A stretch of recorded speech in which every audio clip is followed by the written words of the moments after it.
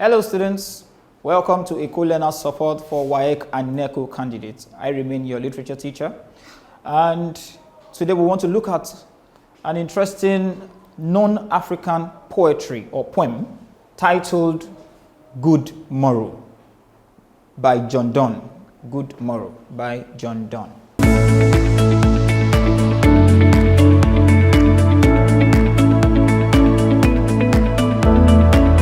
Eko Learners Support, a support program of the Lagos State Ministry of Basic and Secondary Education for WAEC and NECO candidates. By the end of this lesson, you will be able to explain the poem, you'll be able to discuss the major themes of the poem, and of course, you'll be able to identify the poetic devices and even use them for creative writing. Let's have a brief background of the poem.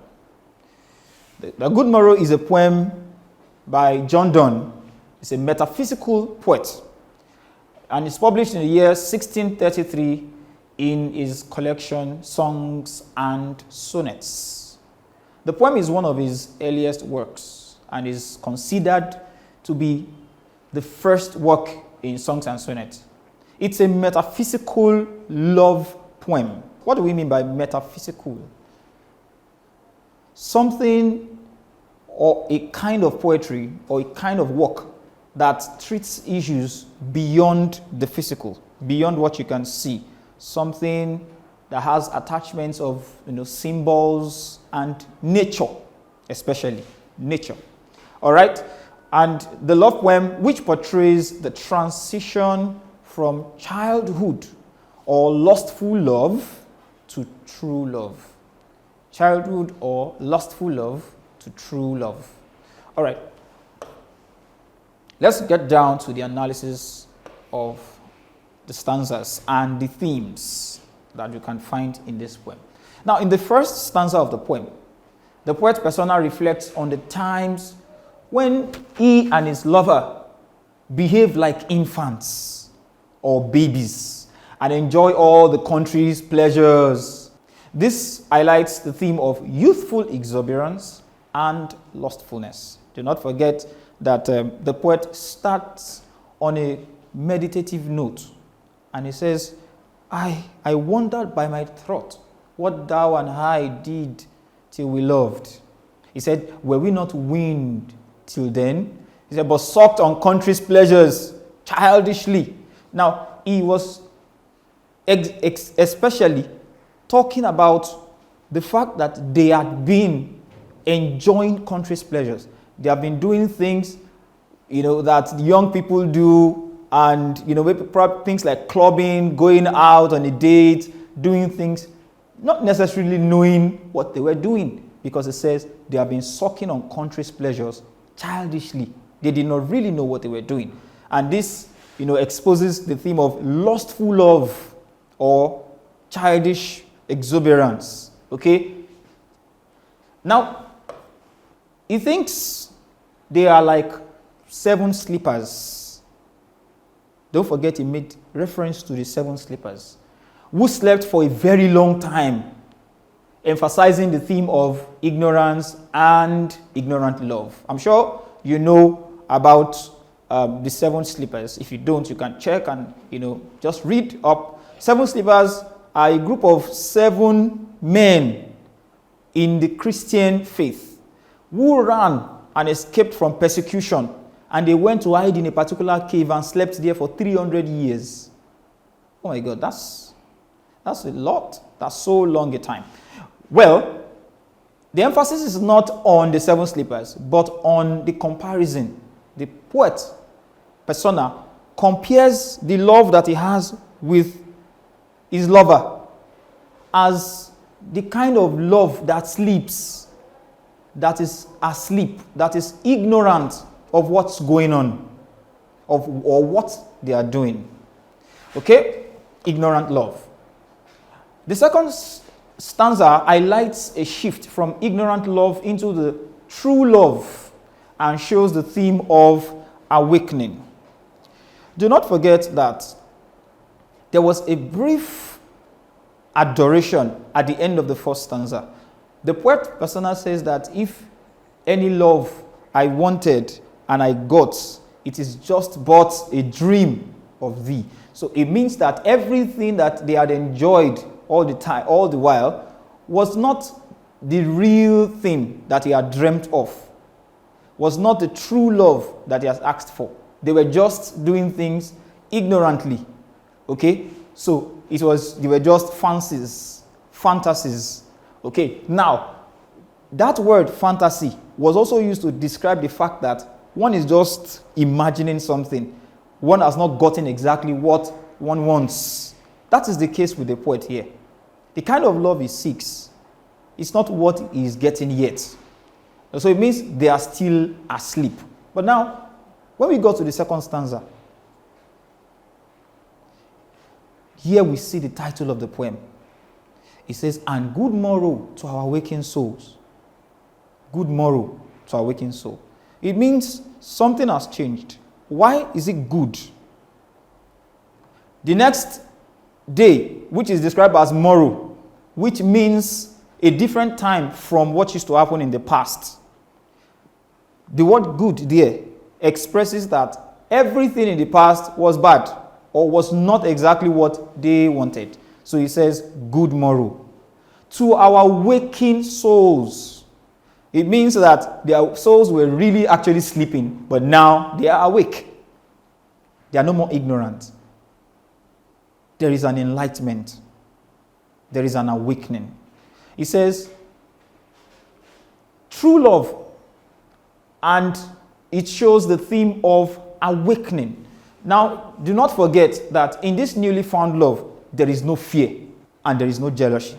He said, which watch each other out of fear, which watch not each other out of fear, which means that there is no more fear, there is no more jealousy, or maybe maybe she will leave me one day, or he will just leave me and go at one point in time. Nothing like that exists anymore, because now there's an awakening. They now understand what they're doing, and so there is no fear at all. Okay? So there's no fear and jealousy. It even makes it possible to reach the whole world from their little room. In this true love, there is great contentment. And the central theme here is unity. The poet persona says that their love, other sides controls. That means their love controls any other thing that exists outside the world. And he said that same love makes their one little room an everywhere. No, that's an exaggeration. How can a little room be an everywhere? To say everywhere means the whole world or the whole universe. And trying to say that their little room becomes the whole universe, he tries to explain how beautiful, how magnificent, how gracious it is to have the one that you truly love with you. So irrespective of the situation you find yourself in, nothing matters anymore out there. So he says, other side, it controls. All right? And then he ends that stanza by saying, if our love be one, he said, let us be what? Be one. So he emphasized that they have to be united in love. And that's one of the characteristics of true love. The first that we saw is that there is no fear, there is no jealousy. The second is that every other thing outside does not matter. So far, both of us are united. In the third stanza and the final stanza, the poet begins to explain how true love reflects on the face, and the sight of the lover is just enough. He started by saying that your face in mine and thine and mine in yours appears. It's the same thing we say when we say that beauty is in the eyes of the beholder. That when you see her, or when you see him, or when the poet sees his lover, that is all that matters. It doesn't matter what else happens. To see the lover is just enough for her or for him to be loved. And this is an expression to show that true love is quite blind. It doesn't see any other thing. All that matters is that that person is there. And he uses different imageries from both geography and chemistry to emphasize and submit that true love, which is equal, cannot die. So he goes ahead to compare. He started by saying that if our love be so much alike, he says that no one slackens. That no one slackens. He uses the geography of the north and the west. He said, without declining west, without sharp north, without declining west. He uses also chemistry. He says, whatever dies is not equally mixed. So his emphasis is that the love must be equal. The love must be equal. The poet persona must have a love just as strong as that of his lover. And if that kind of love exists that does not slack, then that kind of love will never die. The imagery that we see in mixing there is like the mixture of, stones, different golds, or melting of gold or elements in chemistry, as you might have known before now. Okay, and it concludes by saying that anything that dies is not equal. So that emphasizes the theme of equality again in love. And then finally, he mentions the eternal nature of true love, that true love cannot die. Once it is true, it stays forever. All right, let's look at some of the poetic devices used. The first we have here is alliteration. And I mentioned the 7 sleepers. So we have the repetition of the consonant sound s, s. So we have 7 and sleepers, and which doubles as a mythical allusion, like I explained earlier. Okay, and then we also have imagery. We have the imagery of sucking.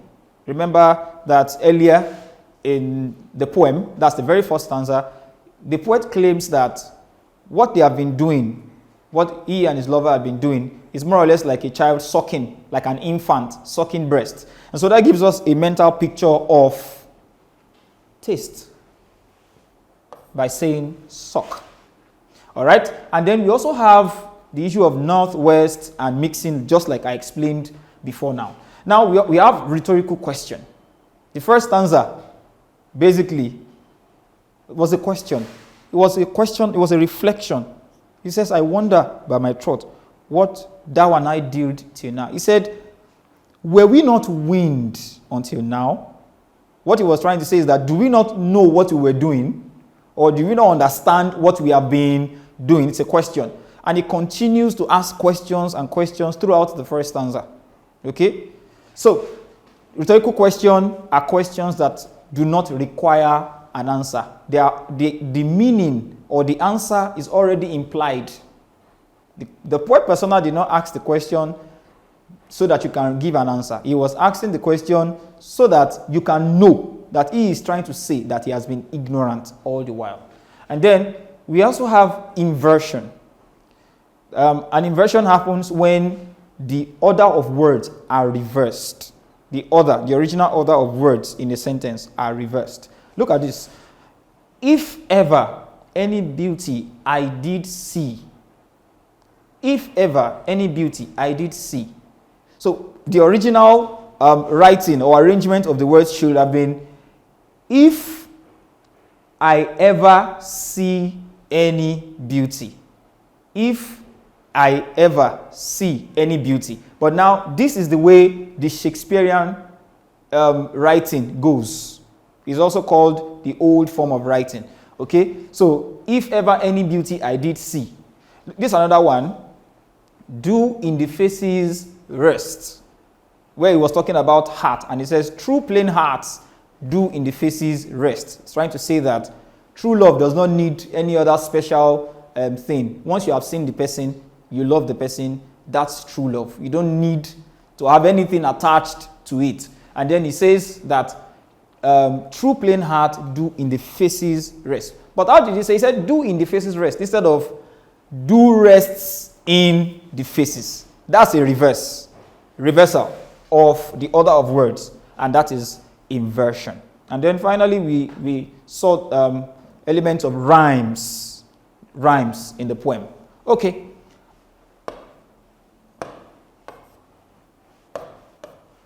All right, so let's look at a practical question here. First, discuss any 3 themes in the poem. We have, in previous classes, we have explained how to go about questions. You start out by telling us a little bit about the poem, then go ahead to establish the central themes to the question. But this question is on themes already. So it's better to just get down to business. Pick one theme each, and then get a reference or a quotation or an echo from the poem to explain that theme properly. So you have options. You have the theme of ignorant love, you have the theme of true love, you have the theme of the immortality or the eternal nature of true love. Okay? And there is also the theme of awakening. Then, so you can pick about 3 to 4 of them, explain them in each paragraph, and then give your conclusion. And then you also have another question: examine the use of contrast in the poem. If you're going to examine contrasts, it is easier to pick 2 things that are identical from the 2 parts of the poem. The first part was the first stanza that displayed the ignorant love, those times where they did not know what they were doing. And then the second part was the part of awakening, where they now know what true love is. So it's better to, after explaining the first part of the poem, which is what the poem is about and some themes that can be found in the poem, just establish, first of all, the mood, and then some basic facts of the poem: ignorance and truth, and then contrast them, telling us that the first part, they did not know what they were doing. The second part, it was when they now understood what true love is. And then doing a side-by-side comparison, you would have answered the question properly. And then you what? You conclude by telling us that the poet persona tries to explain that true love is a love that is equally mixed, that is united, that is properly united. And that's all. You would have answered the question properly. All right, thank you very much for listening. If you have questions or comments, please reach us on our social media handles displayed on the screen. Thank you. Acing your WAEC and NECO examinations has been made easy by the Lagos State Ministry of Basic and Secondary Education with the Eko Learners Support for WAEC and NECO Candidates television program. Join seasoned teachers as they take you through these core subjects, targeting the exact syllabus of WAEC and NECO. Watch Eko Learners Support for WAEC and NECO candidates through these social media platforms to access more educational content and give their feedback. Eko Learners Support for WAEC and NECO candidates. Pass your examinations with flying colors.